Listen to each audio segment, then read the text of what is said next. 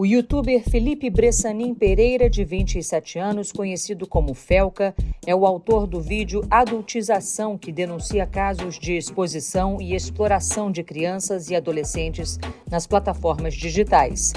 O alerta, que tem mais de 40 milhões de visualizações, chacoalhou a sociedade brasileira e levou à prisão do influenciador paraibano Ítalo Santos, alvo de uma investigação contra crimes sexuais envolvendo menores de idade. Neste episódio, você ouve trechos inéditos da entrevista com Felca sobre a repercussão do vídeo. Eu sou a Renata Capucci. Isso é fantástico.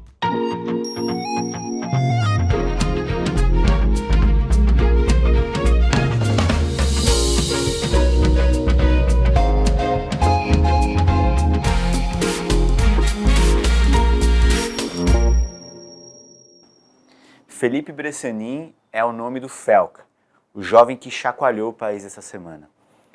Felca, você ficou surpreso? Quão surpreso? Quando eu estava produzindo esse vídeo, eu imaginava que ia ter uma repercussão alta, porque é um assunto muito sensível, mas principalmente um assunto que engloba todas as pessoas. Todas as pessoas, muitas pessoas são pais, têm filhos, mas todas as pessoas já foram crianças também, sabe? E daí quando eu falo desses casos de adultização, quando eu falo sobre esse assunto tão delicado que eu falei em todo o vídeo, muitas delas relembram como era ser criança. As que não sofreram nenhum tipo de abuso, elas vêm com uma certa espanto, mas as pessoas que sofreram, elas se conectam profundamente com o tema, ao ponto de que eu vi muitas pessoas falando para mim que choraram ao ver o vídeo. Choraram.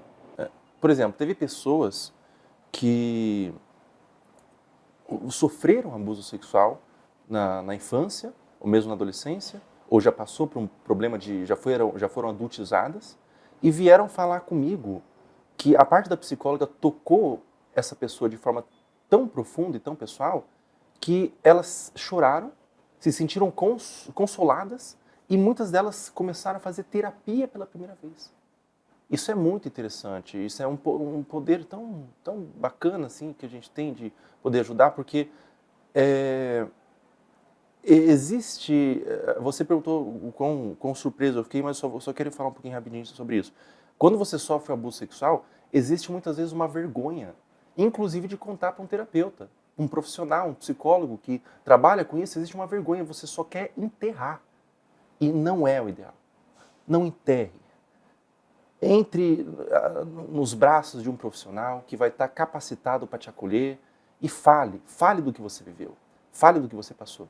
Mas sobre a surpresa, eu esperava que ia ter algum alcance, porque realmente... Mas não desse tamanho, essa repercussão toda, né? A repercussão, ela foi tão grande, isso não tem como você esperar algo assim, que, inclusive, é uma repercussão que é singular no mundo. Não é só no Brasil. 30 milhões de visualizações, um vídeo longo, já tá com mais não sei quanto está agora, não estou nem acompanhando, mas 30 milhões de visualizações num vídeo longo é uma coisa que é raríssima, ou talvez a única vez que aconteceu no Brasil, mas no mundo também é muito raro. Um americano que fala na língua inglês, e a língua inglesa é mais consumida ao redor do mundo que o português, é único, inclusive, para um americano lançar um vídeo de 30 milhões, um Reels de 200 milhões. Então não tem como você esperar esse resultado, porque nunca aconteceu antes. Você não tem como base, você não tem como ter um comparativo, sabe? Então, não esperava, com certeza não. E o que você acha que explica esse alcance? Eu acho que o que explica esse alcance é o que foi falado, mas também a forma que foi falado. Porque tudo que você vai fazer, de expor um problema, de fazer uma denúncia, ele não pode só ser falado. Pode só ser falado, mas quando você tem uma estratégia por trás de, cara, eu vou falar só o que importa, eu vou fazer uma edição bem dinâmica, o vídeo longo ele foi em formato de funil para ficar interessante, para você adentrando. Se você entrasse e já tivesse um choque de uma coisa muito pesada, você não iria, você tem que ir amaciando, tem que ter um entendimento mesmo do público. E como eu estou na internet há bastante tempo, eu já adquiri esse entendimento do que as pessoas querem ver e como elas querem ver. Então você tem que fazer de forma muito estratégica para Isso é complicado. Mas não basta falar a verdade. Você tem que falar a verdade e ser ouvido também. Então você tem que saber como ser ouvido também. De onde veio a ideia de fazer esse vídeo? A ideia de fazer esse vídeo veio a... Como tudo começou? Como tudo começou? Essa ideia veio mais ou menos há um ano atrás. Só que é um assunto... ela começou por observar isso, observação mesmo. E eu conhecia pessoas do meu convívio social que foram abusadas sexualmente na infância. E elas relatavam o trauma e eu sempre busquei entender. Eu sempre busquei entender por uma questão de empatia, de como poder ajudar essas pessoas, entender o que acontece. Então, eu pensava em como consolar aquela pessoa e comecei a estudar sobre o assunto. Eu aprendi, nesses meus estudos, que o abuso sexual, ele não é só um episódio na vida de uma criança. O abuso sexual, muitas vezes, molda a personalidade daquela pessoa. A pessoa, ela cristaliza aquilo e constrói a personalidade em cima disso. O abuso sexual, ela se torna parte da sua identidade. É por isso que é importante você falar, para que o dano seja reduzido. Então, depois que eu entendi mais ou menos como funciona os traumas, os danos do abuso sexual, e comecei a observar essa coisa da adultização, porque eu falo das duas coisas na internet, e comecei a pesquisar sobre o vídeo, comecei a ver como funciona o movimento dos pedófilos. Eu falei, cara, será que eu falo só de adultização? Será que eu falo só de abuso sexual? Ou será que eu falo só de pedofilia? Está meio interligado? E se eu juntar tudo num vídeo gigantesco e chamar de quase um documentário? Pelo tempo do vídeo, né? E daí foi mais ou menos assim que surgiu a ideia. Por que um ano e não sei, 3 meses? Primeiro porque sou eu sozinho, com uma galerinha minha que são amigos meus. Um editor só. Não sou eu, mas eu tenho só um editor. A pesquisa toda foi feita por mim. E esse assunto era tão aversivo, era tão desagradável, era tão doentio mesmo de você investigar e de você pesquisar, que eu não tenho formação em jornalista, não sou jornalista, então eu não tenho muito o sangue frio do profissional, sabe? Por exemplo, do psicólogo, que tem um sangue frio de assentar a emoção ali, vou ouvir de forma fria, vou ver de forma distante. Não, eu me conectava emocionalmente, sabe? Eu ficava apavorada, assim, e daí passava 30 minutos que eu estava fazendo o roteiro e pegando aquilo, eu falava assim, não quero mais, não aguento mais, vou voltar amanhã. E daí amanhã eu ficava assim, cara, hoje eu não vou conseguir, vou voltar amanhã. E daí foi estendendo o tempo, e daí 30 minutos por dia, porque amarga a boca. Te incomodava muito? Incomodava. O que mais te incomodou na sua pesquisa? Que você viu de pior? Assim, qual foi o momento nesse processo todo de apuração que você falou, caramba, foi pesado demais, eu vou parar por aqui? Eu acho que o que mais me incomodou foi ver que existem famílias nisso. Pais que fazem isso com seus filhos. Às vezes, tio que faz isso com os filhos. Muitas vezes, ainda é mais comum em termos de adultização, que sejam as pessoas próximas. Que sejam os pais, seja a família. Quem deveria cuidar e proteger. Isso dá vontade de chorar. Dá vontade de chorar. Então, é isso. É imaginar como que é, ter a empatia suficiente para imaginar como que é a cabeça dessa criança. Porque ela vai se desenvolver nesse ambiente. Ela vai crescer, ela não tem opção, ela não tem como sair dali. Ela vai crescer nesse ambiente, ela vai envelhecer com essas pessoas. E muitas vezes vai ficar por isso. Vai ficar por isso. Você pensava sobre isso, assim, né? Depois, como você pensava nisso à noite, vocês conversavam sobre isso, você e a sua equipe? Eu precisei conversar com meus amigos porque eu não ia conseguir enfrentar sozinho. E todos eles ficaram horrorizados e pensava assim, cara, imagens vinha na minha cabeça e vendo aquilo, lembrando daqueles comentários de pedófilos mesmo, que fazem sem qualquer escrúpulo. É inescrupuloso, completamente inescrupuloso. É uma falta de empatia, assim, e de falta de tato, de observar que é só uma criança, cara. É só uma criança. É um ser se desenvolvendo, uma criança inocente que não tem noção nenhuma do mundo, e você está expondo ela a coisas que ela não entende e não vai entender tão cedo. E talvez não entenda nunca. O que você está fazendo é tão cruel, tão cruel, tão cruel, que eu queria que você tivesse o mínimo de decência para talvez perceber a crueldade do que você está fazendo, adultizando, ou mesmo sendo consumidor pedófilo que vê como sexual. E não foi fácil, não foi fácil. Teve um momento chave, uma conversa, algum encontro, alguma cena que você tenha visto que foi o gatilho, que foi o estopim para você, vou começar essa apuração, vou começar essa pesquisa? Eu acho que o gatilho mesmo para pensar em começar a fazer isso há muito tempo atrás foi entender que existiam pessoas falando sobre, naturalmente, é algo que era público, mas não existia muita coisa sendo feita.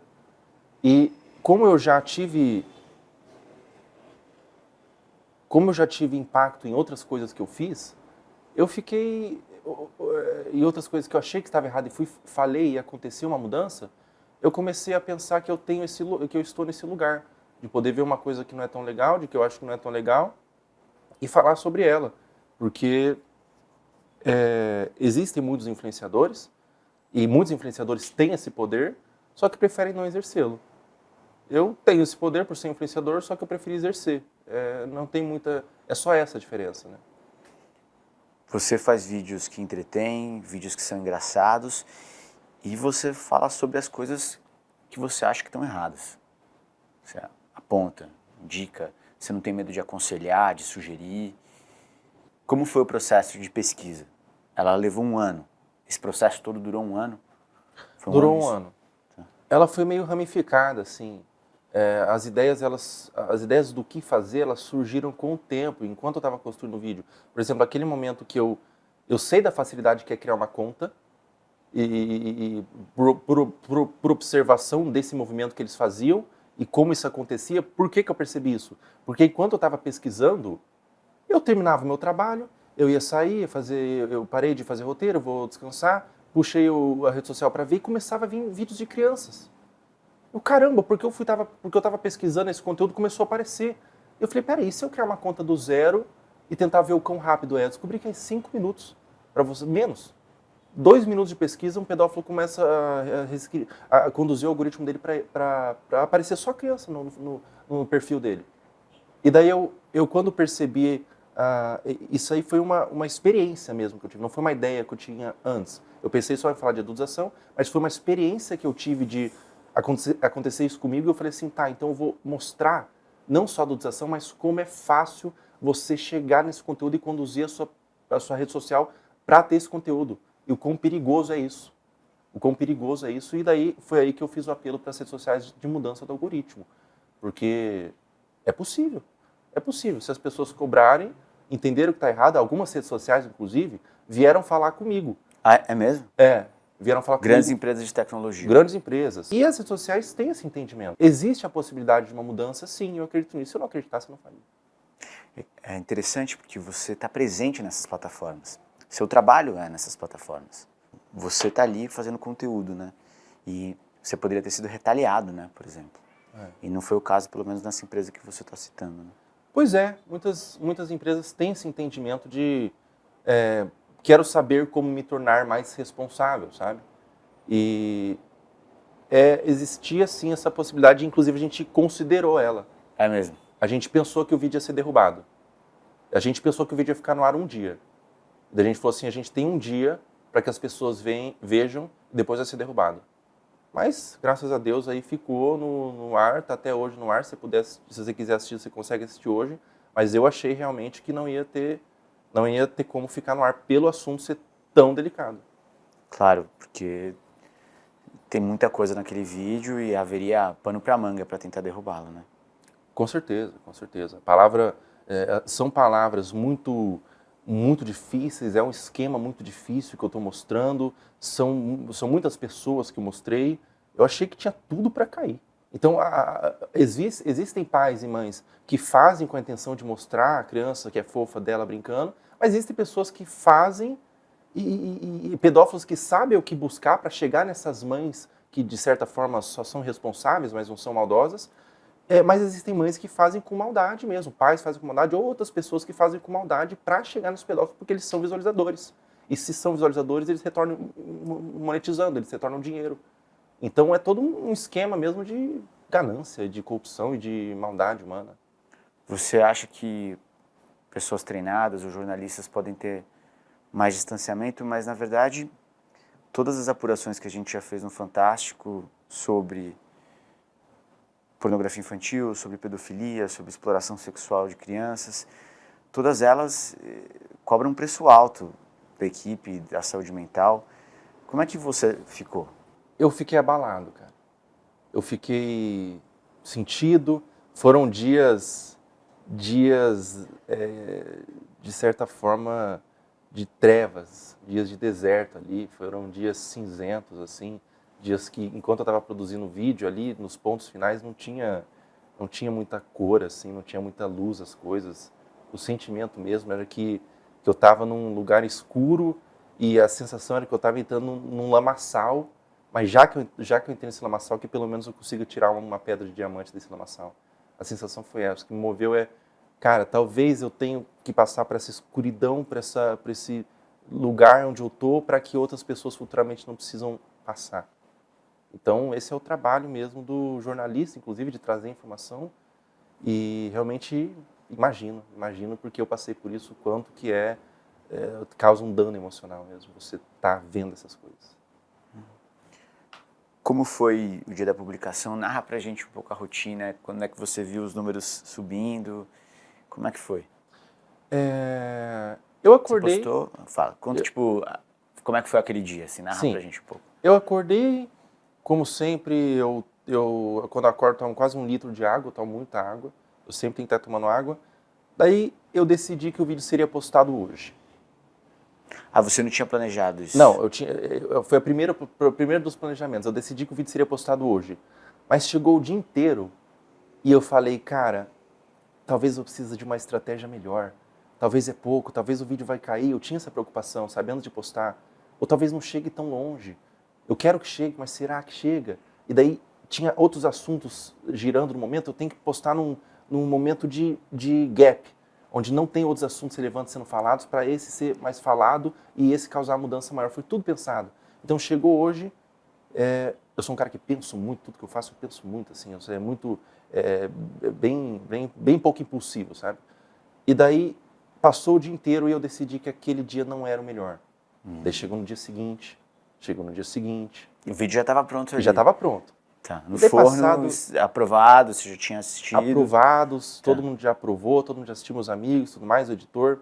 Passado 2 semanas ali nesse misto de quando que é o momento certo, eu acordei como todos os dias e dado meia-noite, 1h da manhã, eu fiquei o dia inteiro com uma certa aflição, segurando o dedo no botão, e fiquei com aflição, e daí levantava, ia tomar uma água, levantava, deitava, tentava dormir, não conseguia, comia alguma coisa e fazia alguma coisa para distrair, mas não conseguia distrair, só pensando nisso.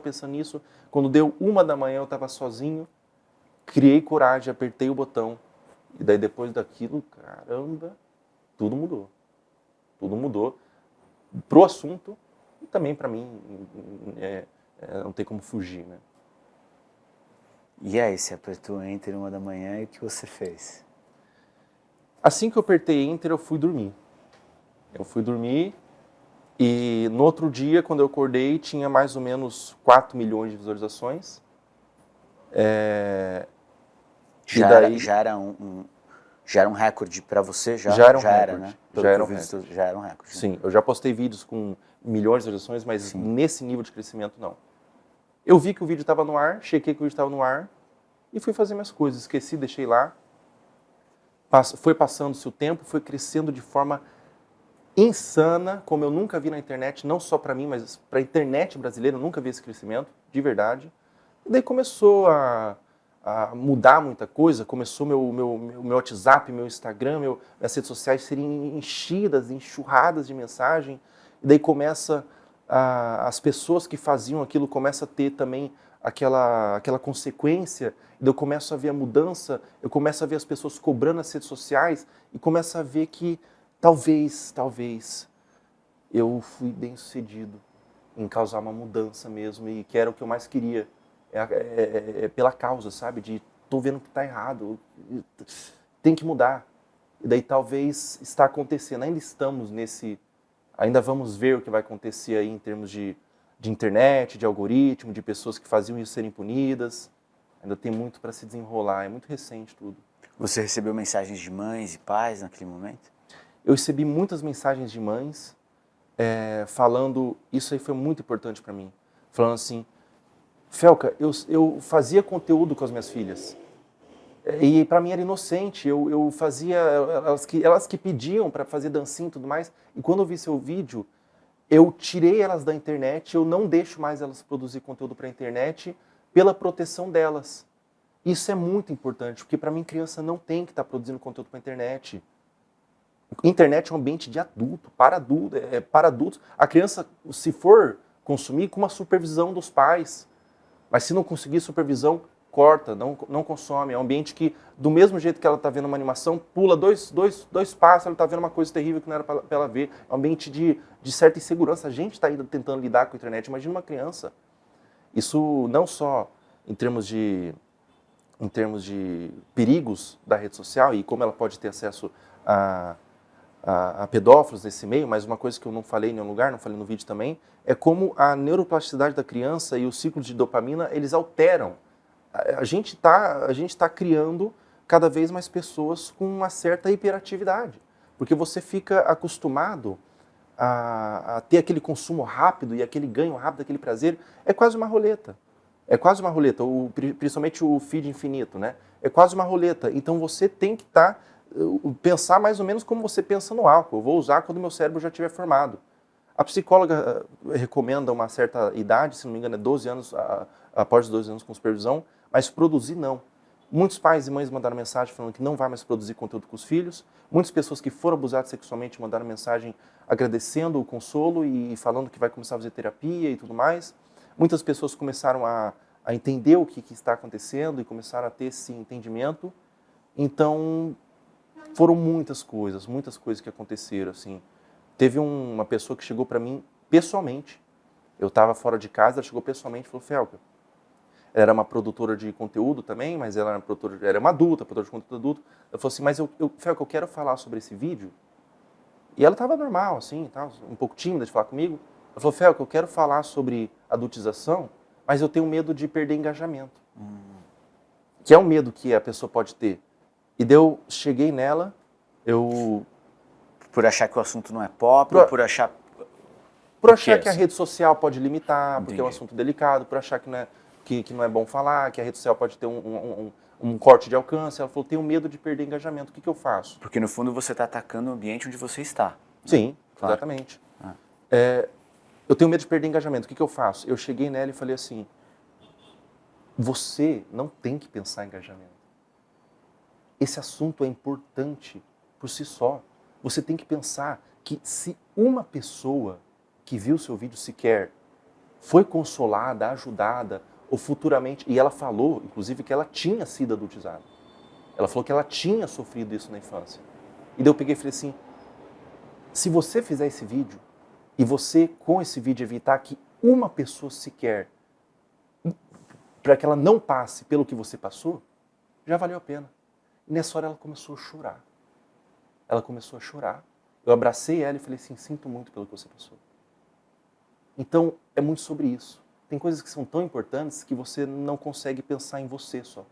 Você tem que pensar nos outros. Porque simplesmente é importante estar acontecendo e eu poderia perder minha conta. Eu não sabia o que ia acontecer. Eu abri esse caminho, né? Poderia perder minha conta, poderia perder o vídeo. Mas o assunto é importante e precisa ser falado, ponto. Felca, você perdeu dinheiro com esse vídeo? O vídeo não me trouxe retorno financeiro nenhum, porque eu não monetizei o vídeo. E... Você deixou isso claro, inclusive. eu nem falei, não. As pessoas perceberam. Eu não falei em nenhum lugar que eu não ia monetizar, mas as pessoas no comentário falam, nossa, tá sem anúncios o vídeo. As pessoas que perceberam. Mas é a primeira vez que eu tô falando, né? Que eu não monetizei. Por que eu já sabia dessa informação, então? É porque ficou... As pessoas descobriram. As pessoas descobriram O que eu não você fala no monetizei. vídeo era sobre os processos, né? Sobre o que Sim. Eu não falo sobre monetização. Só que eu não monetizei porque o vídeo seria mais importante que as pessoas vejam do que tenham um retorno financeiro. Eu só queria que as pessoas vissem o vídeo sem interrupção, assim, e chegasse mais longe para causar maior mudança. Eu não monetizei o vídeo e o dinheiro que eu perdi foi dinheiro que eu investi, na realidade, eu penso assim, né, investi nessa mudança, foi o dinheiro do estúdio que a gente contratou com a psicóloga, né, a parte branca é o meu quarto, mas com a psicóloga foi o estúdio, era o meu quarto de Londrina, foi a psicóloga, foi a pesquisa, o editor, tudo mais, que eu paguei o editor. Então foi um investimento, sim, não teve retorno financeiro nenhum. Você não sofreu nenhuma retaliação financeira ou retaliação econômica? Algumas portas se fecham, algumas portinhas se fecham. Assim. Algumas marcas entendem que... Eu trabalho com muitas marcas. Algumas marcas entendem que é um assunto muito delicado para elas se vincular, mas, por um outro lado, não, em nenhum momento foi a minha preocupação mesmo. Você não tá nem aí? Tô nem aí. Tô nem aí, essa que é a verdade, tô nem aí. O que importa é... tem coisas que são mais importantes, sabe? O dinheiro é papel. O dinheiro fica, o dinheiro é pó. Você morre, o dinheiro fica na onde? Fica no seu caixão, fica na pessoa que você vai passar de herança. O dinheiro é pó. A mudança, o impacto que você causa, isso é para sempre. Isso é importante. A ajuda que você, às vezes, salvar uma pessoa de, no longo prazo, futuramente não sofrer um abuso sexual, tem dinheiro que compra isso? Tem dinheiro que compra isso? Para fazer o que você fez, você precisou ter coragem, né? Com certeza. Precisa. Eu acho que precisa... A coragem, você precisa ter coragem, mas quando você sente profundamente no seu coração que o assunto é mais importante do que você consegue fazer. Você consegue tirar forças para fazer. E o que me move muito, o que me dá força para continuar e para bater e para seguir em frente, é saber que tudo passa. O que fica é o impacto.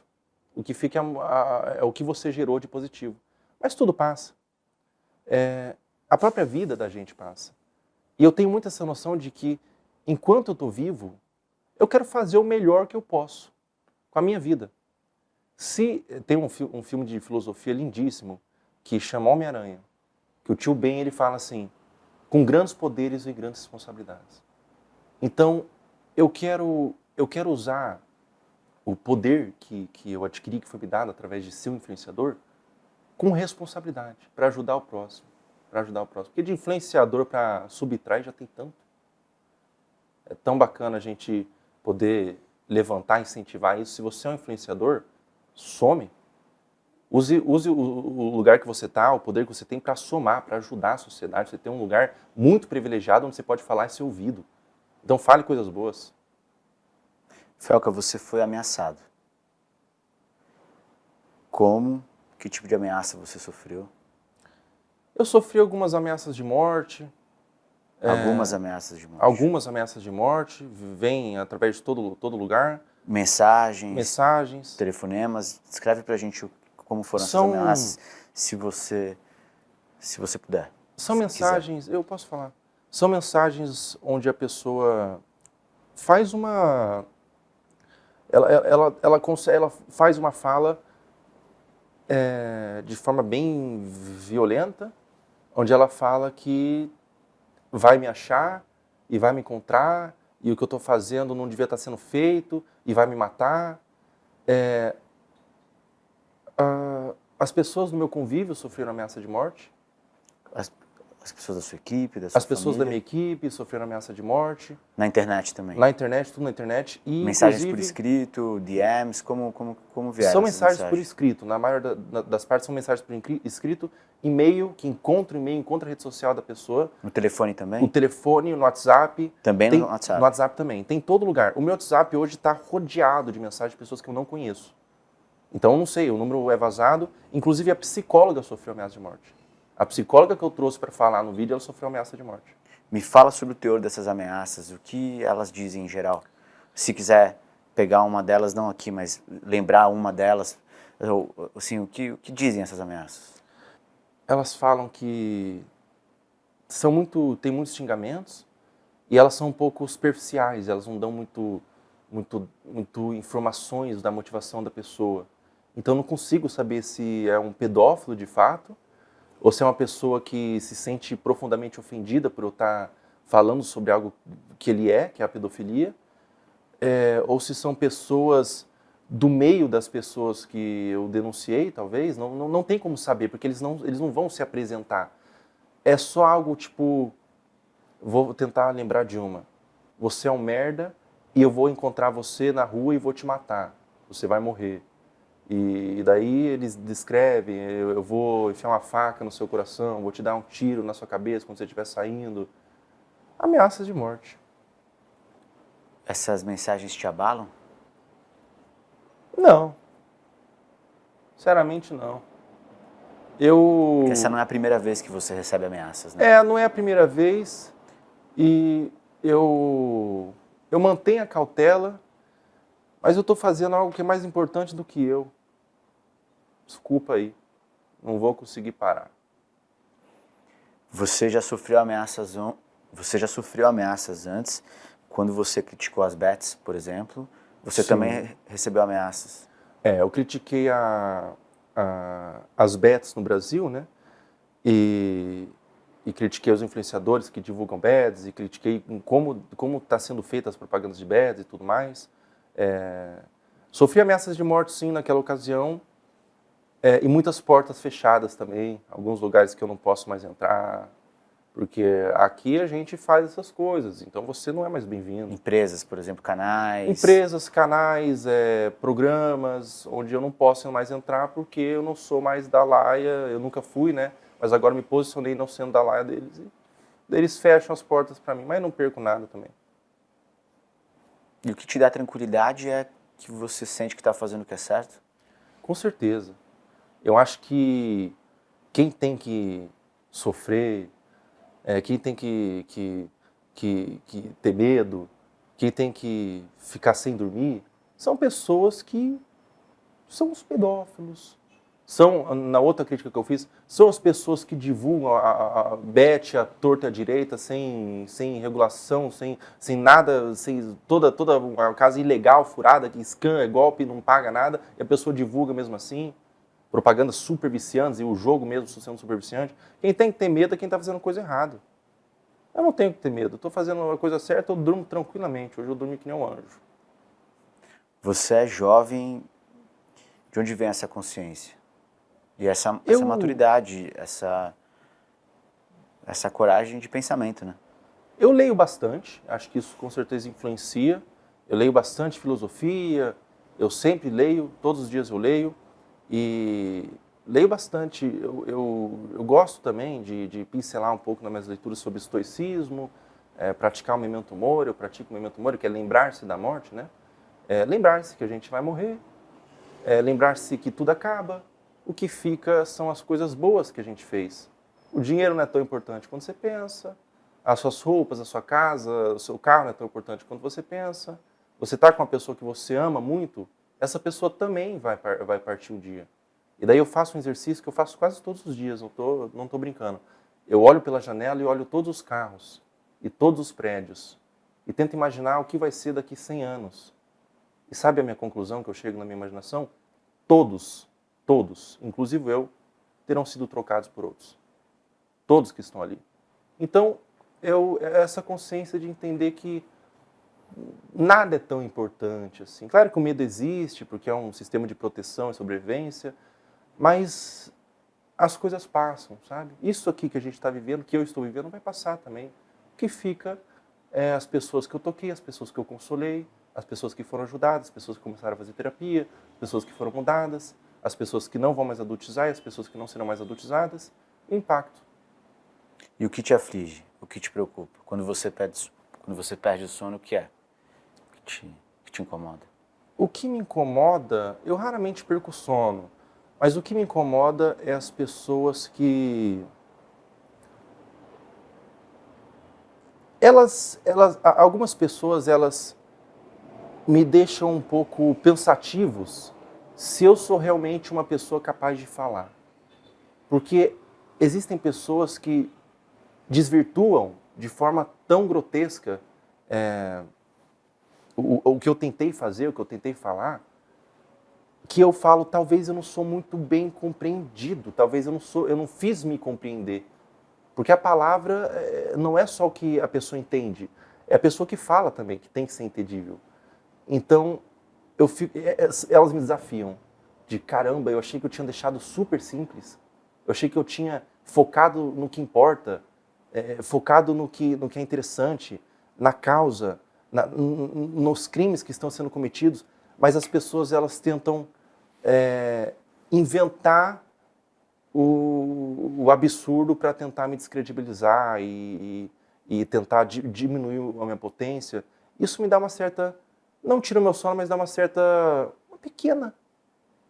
pequena pontada de desesperança. Você tem sido atacado.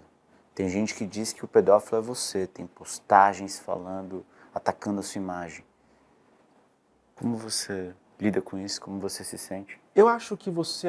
Você já previa isso, inclusive, Eu né? já previa, já E disse previa. isso no vídeo. Sim, tudo era previsto. Assim. A gente teve tempo para mastigar o suficiente esse vídeo para entender que tudo podia acontecer. Eu lido de forma recorrendo aos meus direitos. Muitos estão sendo processados e é a primeira vez... Eu nunca processei ninguém. Eu já fui falar de um monte de coisa. Na internet, você é figura pública, aí você vai falar de tudo. Mas eu nunca processei ninguém. Dessa vez eu processei um monte de gente. Porque a pedofilia é nojento. É algo que eu não aceito, sabe? É algo que eu tenho nojo. E quando você fala que alguém é pedófilo de forma vazia, só para tentar causar alguma coisa, você não pode fazer isso daí. Porque você está vulgarizando a palavra pedófilo. Você está tornando... a vulgarização da palavra pedófilo protege os pedófilos. Porque se todo mundo pode ser pedófilo, o cara que é pedófilo de verdade, que legal, estou inserido no meio. Agora eu posso ser um lobo em pele de cordeiro aqui no meio. Todo mundo é. Então, a importância, eu processei para darmos importância que a palavra pedofilia não pode ser vulgarizada e porque eu me afeto pessoalmente com essa questão da pedofilia e todo o dinheiro que eu ganhar dos processos serão doados para instituições que cuidam das crianças e dos adolescentes vulneráveis. E caso você queira, isso eu falei no vídeo e muita gente fez isso, caso você queira retirar as suas acusações, emita a nota fiscal de o valor doado, faça uma doação para uma instituição, que eu deixo lá na descrição do vídeo, e emite a nota fiscal só para comprovar e peça desculpa onde você acusou. E todo mundo, a maioria fez isso. Uns que... Isso aconteceu? As pessoas que postaram contra você fizeram doações? Sim. Isso rolou? Uau. Eu vou falar aqui pela primeira vez, foram mais de 100 doações, e de R$250, então 25 mil? A partir dos comentários que fizeram A partir dos contra comentários, são dinheiro de pessoas que acusaram. 25 mil doado para instituições e mais de 100 pedidos de desculpas. O seu vídeo chacoalhou as instituições. O Congresso agiu, o Ministério Público, políticos de diferentes vertentes políticas se manifestaram. Projetos de lei foram criados, está no debate público. O que você queria com o vídeo? Quais mudanças você espera? Você é um comunicador, você não tem obrigação de fazer militância por nenhuma causa. Você fala sobre as coisas que estão te incomodando. Mas o que você esperava com o vídeo? A única coisa que eu esperava era dar luz a esse problema. Dar luz. Era esclarecer. Era conscientizar que isso está acontecendo e existem pessoas que estão sendo vítimas e estão sofrendo. É dar consolo para as vítimas, expor pessoas que fazem isso de forma maldosa. A minha intenção, na verdade, ela é bastante simples. E ela vem de um pensamento meu, até bem, o que é muito interessante de ser falado, porque vem de um pensamento até bem infantil, de achar que eu posso ajudar e questionar. A criança tem muito isso. Nas fases da primeira infância, ela sempre questiona tudo. Ela é inconformada. Ela questiona, por que é assim, mãe? Por que é assim, pai? O que é isso? O que é aquilo? Por que a tartaruga tem casco? Por que a girafa tem um pescoço tão grande? E as coisas, ela é inconformada, ela sempre quer mudar. Mãe, por que que a gente tem que fazer tal coisa? Por que que tem que ir para a escola? Por que que tem que ter férias? Por que que tem que brincar e tudo mais? E ela questionadora, inconformada, ela quer mudar as coisas. Então, a gente quando cresce, a gente perde um pouco dessa essência, dessa pureza, de ver algo que está errado e pensar em mudar. Por que que tem que ser assim? É uma pergunta bastante infantil. Tem pessoas sendo adultizadas, por que que tem que ser assim? Tem pessoas divulgando uma bet que a gente não sabe da procedência, por que que tem que ser assim? Ah, daí a resposta, porque sempre foi assim, daí entra a parte do adulto, de cristalizar, de ter crenças limitantes. A criança é leve, é simples. Eu mantenho essa simplicidade de pensamento e simplesmente eu falei por que que tem que ter crianças adultizadas e por que que a vítima não pode ter nenhum consolo. Fui lá e dei um consolo para a vítima. A maior parte do vídeo é sobre a psicóloga. É sobre você que talvez nunca fez uma terapia. Você vai ter uma terapia aqui pessoal, de graça, para você assistir na internet sobre o problema que você viveu. Esse é o consolo que a pessoa vai ter. Tem pessoas que não conseguem alcançar, não conseguem ter tido uma psicóloga e foi um apoio. Não é tarde. Mas eu fui abusado há 10 anos atrás, 20 anos atrás. Não é tarde para buscar ajuda, nunca é tarde. Busque um tratamento, busque um psicólogo. As minhas intenções foram essas, foram confortar e conscientizar e dar luz ao assunto. Ninguém sabe disso. Por que que tem que ser assim? Vamos saber.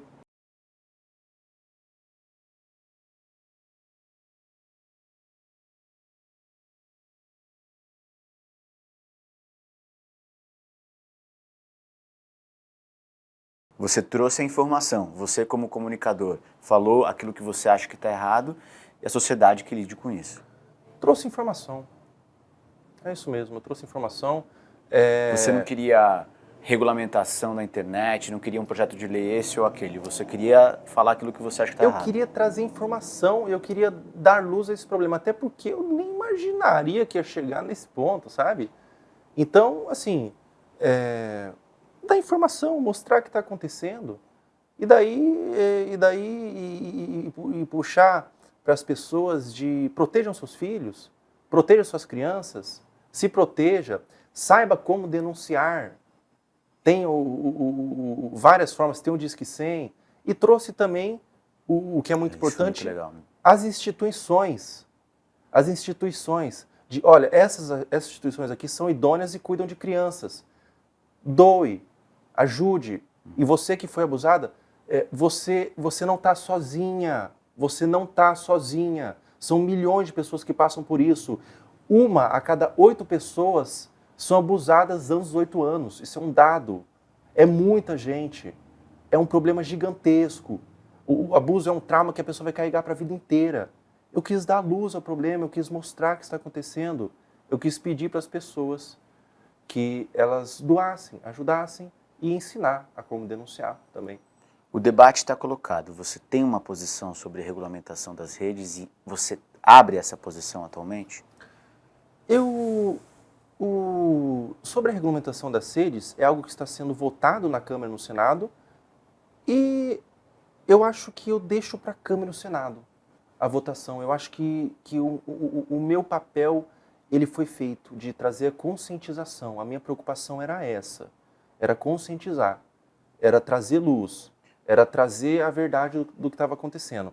A minha preocupação sempre foi pela vítima, sempre foi um olhar pela vítima, foi um olhar pela vítima.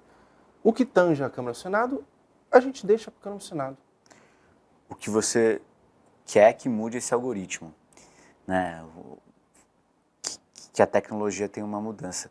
Felca, o que é o algoritmo P? O que você chama de algoritmo P? O algoritmo P é um termo que eu criei,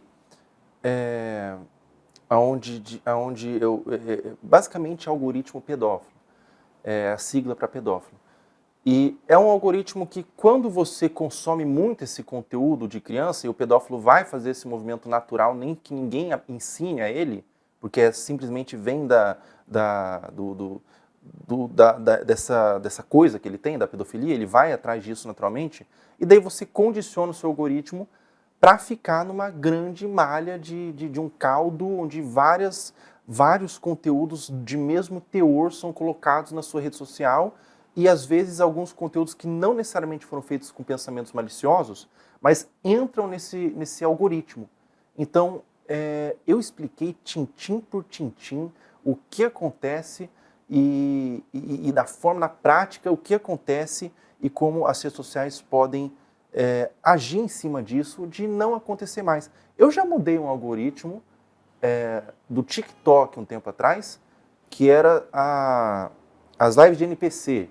Não sei se você se lembra dessa febre. Eu vi os vídeos. Eu trouxe as lives de NPC, né, para o Brasil, e o TikTok global, começou todo mundo fazer, as pessoas saíram na rua fazer live de NPC, virou um movimento tão grande naquela ocasião que o TikTok decidiu restringir, porque entendeu que não era tão legal e tudo mais, decidiu parar e agora quando você abre uma live de NPC, aparece: nossos robôs identificaram que você está fazendo uma live de NPC, você estará silenciado e tudo mais. E obviamente que a pedofilia é muito pior, muito mais sério, é muito mais danoso do que a live de NPC, mas eu tenho uma certa confiança, talvez até uma confiança bastante infantil, que eu consigo falar, ser ouvido e causar um impacto, e causar um consolo, causar uma ajuda, causar algo positivo. Inclusive, algo que eu queria falar para você é que sobre o porquê de fazer. Isso é maior, isso é o bem precioso. As instituições, elas entraram em contato comigo, agradecendo, falando: Felca, muito obrigado, e abriram um número para mim. Eu não falei isso em nenhum lugar. Foram aumentados em doações mais de 3.000%. Para todas as instituições, mais de 3.000% de fluxo de doações. Muita mais crianças poder ser ajudadas, vai poder receber tratamento, ajuda, poder receber um lugar. É isso. Esse é o bem, esse bem é intangível, esse bem é acima de qualquer coisa. É você poder realmente fazer o bem, ajudar e tentar fazer o melhor que você pode. Para mim, a intenção sempre foi essa. Mudança real, né? Mudança real. Felca, ainda sobre conteúdo, a adultização é um termo que surgiu na psicologia, depois teve diferentes conotações nas ciências sociais, nas ciências humanas. O que é a adultização para você? O que você está chamando de adultização? Adultização é quando você priva a criança do livre brincar e das coisas que faz ela ser criança e insere ela no mundo dos adultos. O que significa é que você basicamente priva a criança de ter uma infância. Infância é um período que não volta mais. Então você está roubando algo que é o maior bem, é o bem mais precioso para um ser humano, é a infância. Você está roubando isso dessa criança. A adultização é isso. E existe um estudo, existem vários estudos sobre os danos da adultização. Um estudo diz que uma criança que foi adultizada, ela vai visitar naturalmente lugares diferentes, ela vai ter uma forma de falar diferente, ela vai ter uma exposição diferente, as roupas que ela serão diferentes, os gestos, as atitudes. Obviamente ela é uma criança, mas ela é uma criança adultizada. E existe um estudo científico, eu não vou conseguir saber falar a fonte, mas eu busquei na pesquisa, só que eu não coloquei no vídeo, não coloquei no lugar, mas acho interessante trazer aqui, que as crianças que foram adultizadas, elas têm muito mais chance de serem abusadas. Muito mais chance de serem abusadas do que uma criança que está vivendo o livre brincar, que está vivendo a sua infância como criança. Então isso é muito sério. Isso é muito sério. Qual é o seu próximo vídeo, Felca? Cara, eu tenho muitas coisas ainda que eu quero falar. Eu queria abordar um pouquinho também sobre mim e sobre quem eu sou, porque eu sou uma pessoa que, apesar de tudo isso é muito doido, mas eu sou uma pessoa que sou diagnosticado com fobia social. E eu queria falar sobre, explicar o que é a fobia social, queria falar um pouquinho sobre mim, como que é a minha vida tendo isso, e não sei se é o próximo, mas vai ser um dos, né? A gente vai ter muito assunto bacana para falar. Eu queria falar também sobre depressão, sobre ansiedade. Tem tanta coisa legal que eu posso falar. E também, claro, sempre eu gosto muito de humor. Eu acho que o humor é algo riquíssimo, é algo que é tão interessante, é uma ferramenta, um recurso tão interessante, tão legal, que eu nunca vou desapegar do humor. O amor, ele traz alegria, quando você dá risada você se sente bem, tudo fica mais leve, é um consolo também, o riso, né? Então, muitos vídeos de humor também, tem muita coisa aí para sair. Por fim, o que as pessoas que você citou no vídeo, as adolescentes que foram adultizadas na sua visão, os influenciadores que promovem essa adultização como o Ítalo, o que essas pessoas disseram, como elas reagiram? Alguma delas chegou a te escrever, alguma delas chegou a te procurar? Muitas delas se silenciaram até o momento.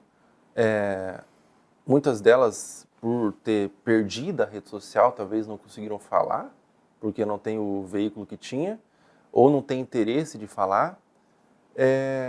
Eu acho que surge, as que eu vi falando, surge muito numa linha de deboche, de tentar descredibilizar, de um lugar mais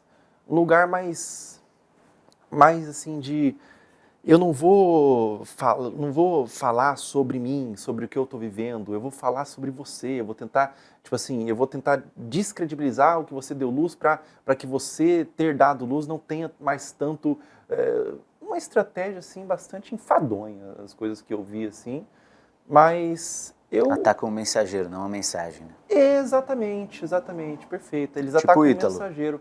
Primeiro vídeo eles que ele atacam fez. o mensageiro, não a mensagem. E vieram vários influenciadores falando, por que você fez isso? Por que você não fala de outra pessoa? E daí tentando descredibilizar mesmo o mensageiro e sendo que a mensagem é mais importante do que tudo. Mas a mensagem que eu dei é muito mais importante do que eu. Pelo que eu observei até agora, é isso. Estou esperando aí para ver se eu vou me impressionar. Felca, muito obrigado. Poxa, muito obrigado. Eu que agradeço ao convite. Aí. Foi um prazerzão. Valeu. Você é sempre bem-vindo, viu? Obrigado. Obrigadão. Esse episódio teve produção da minha parceira Maria Scodeler, edição da Letícia Amâncio e supervisão da Perla Rodrigues. Semana que vem a gente volta com mais um Isso é Fantástico.